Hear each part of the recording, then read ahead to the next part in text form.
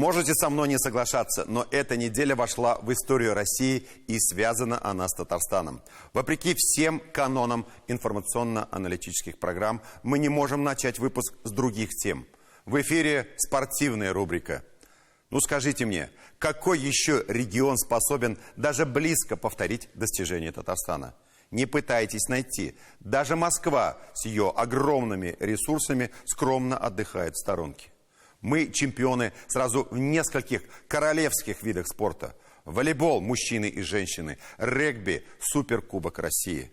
Стрела Акбарс вырвала победу у пензенского Локомотива. Некоторые говорят, это была борьба на равных, но мы были сильнее. Стрела Акбарс, имея Кубок России, впервые взяла суперкубок по регби. Это закономерный результат наших могучих титанов, взращенных на земле Татарстана. Ведь Казань – столица чемпионов.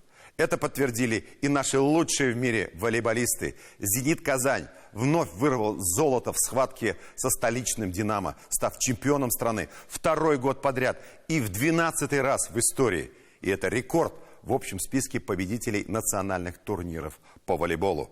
Наши девушки из «Динамо Акбарс» показали высший класс игры в напряженном поединке с калининградским «Локо», взяв золото в женской суперлиге. Вы представляете, какой фантастический спортивный хэт-трик: регби, мужской волейбол, женский волейбол. Татарстан всегда был и остается землей победителей, землей, где строят новую жизнь. Об этом мы будем говорить сегодня в программе. Хотите соучаствовать в этом процессе созидания? Приезжайте в Татарстан. Простите, отвлекся. Горжусь нашими спортсменами. Татьяна Тимошенко встретилась с победителями.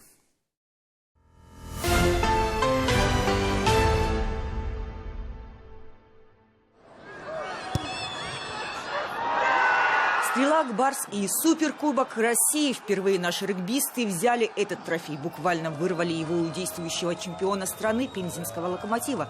Наша команда вышла на поле в статусе обладателя кубка.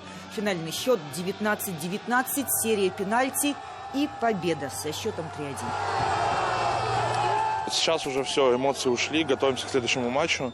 Сезон впереди, нужно забирать 3-й титул и уходить в отпуск на высокой ноте. В последний раз суперкубок разыгрывался в 2017 году. Тогда казанская команда по регби с историей в полвека пребывала в затяжной паузе, не выходила на соревнования несколько лет. Решающую роль в возрождении команды сыграл премьер-министр республики, мастер спорта по регби Алексей Песошин. Команду возглавил тренер из Южной Африки. В первый же год работы он вывел «Стрелу» в высшую лигу. Мы немного медленно начинали, и 4-5 лет потребовалось, чтобы выйти на тот уровень, на котором мы сейчас находимся. Но мы постепенно вышли на эту платформу в Татарстане. И это очень важно для развития регби. Регби в нашей стране только начинает выходить на поле интереса болельщиков и спортивных вещателей. Если в других странах в этот спорт приходят дети от 4-5 лет, то у нас сложившиеся спортсмены в 16-18 из борьбы и атлетики. Я думаю, что российское регби одно из самых жестких. Спортсменам тяжело противостоять в жесткости, в силе. Есть недостатки микроскиллов, которые существуют в других странах. Но то, что касается физической силы, это сильная сторона российского регби. Поменяв название на «Стрела Акбарс», команда продолжает наращивать мускулы. В этом сезоне ее ждет борьба за кубок и звание чемпиона России. Последний раз мужская и женская волейбольные команды Казани одновременно выигрывали чемпионат России в 2015 году. Девушки из «Динамо Акбарс» сменили кроссовки на каблуки. И впервые на торжественном мероприятии регламент смогли нарушить только 2 спортсмена из обеих команд. Доигровщики на поле, в жизни романтическая пара. Я всегда переживаю, очень сильно переживаю. Я очень переживал за 4-ю игру в Калининграде, когда они отыгрались 2-0.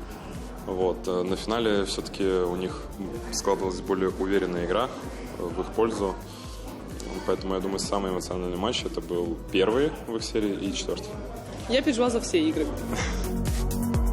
Золотой матч в финале Суперлиги мог и не состояться. За несколько дней до него «Динамо» Ак-Барс было в одном мяче от проигрыша. Но девушки не просто вернулись в топ лучших команд. Они взошли на пьедестал победительниц.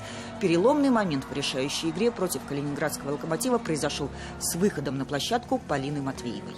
Это было вау, прям очень вау, но я думаю, что было все в наших руках, мы немного расслабились и почувствовали свою игру и начали просто дожимать дальше. Теперь, наверное, это уже история, и нужно готовиться к следующему сезону. Для тренера женской команды Зорана Терзича это награждение медалью за пределами его родной Сербии, несмотря на работу во многих странах, первое. Я был чемпионом 5 стран. Сербии, Румении, Турции, России, Швейцарии. И работал в очень хорошими и большими клубами, но никогда не увидел такой клуб, как «Динамо Казань». В смысле организации, в смысле условия, в смысле, это просто может быть только один клуб в мире так похожий. Это Vakif Bank, турецкий, и это все. Это для меня просто было удивительно. Решающая игра со своим давним и принципиальным противником, московским «Динамо», поверженным и в прошлом году, шла по всем законам драматического жанра. Преимущества команд были минимальны. Дмитрий Волков своими точными ударами доиграл для команды звание чемпионов и в этом году, и в предыдущем. Было преимущество у нас уже по ходу этой партии, и не такая степень ответственности была. Просто счастлив, рад, что удалось забить этот последний мяч, поставить точку, так сказать, в этой серии.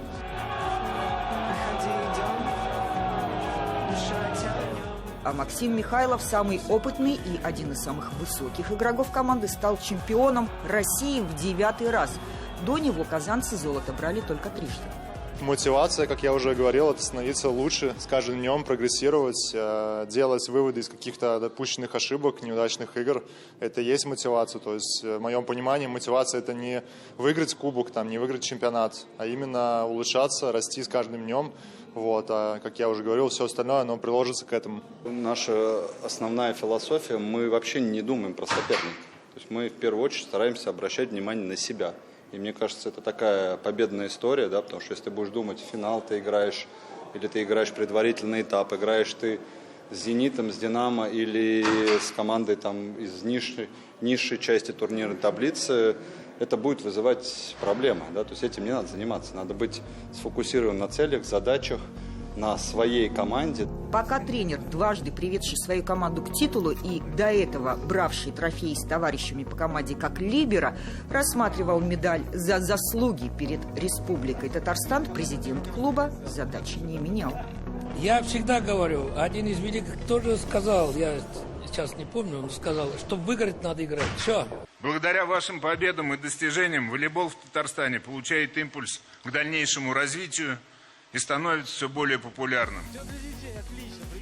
5-й чемпионский титул для «Синтеза» в год 50-летия казанского клуба. Красивый финал российского чемпионата по водному полу. Сделать золотой дубль будет возможность уже через неделю. В Казани пройдет финал Кубка России по водному полу. Кубок, вот он, золотые медали. Сегодня собралось космическое количество болельщиков. И самое главное, что люди разбираются в водном поло. Очень приятно, что водное поло как минимум в Татарстане двигается вперед. Мы лидеры не только на профессиональном уровне, лидеры по многим возрастам. Казань – столица чемпионов. Буквально россыпь золотых медалей. Российских больших соревнований еще раз доказывает, наших спортсменов в силе и зрелищности не удержать. Попытки игнорирования российского спорта на мировой арене нашим потенциальным соперникам скорее в проигрыш. Выше, быстрее, сильнее. Эти принципы остаются неизменными, а значит, болельщиков ждут новые эмоции в этом и новом спортивном сезоне.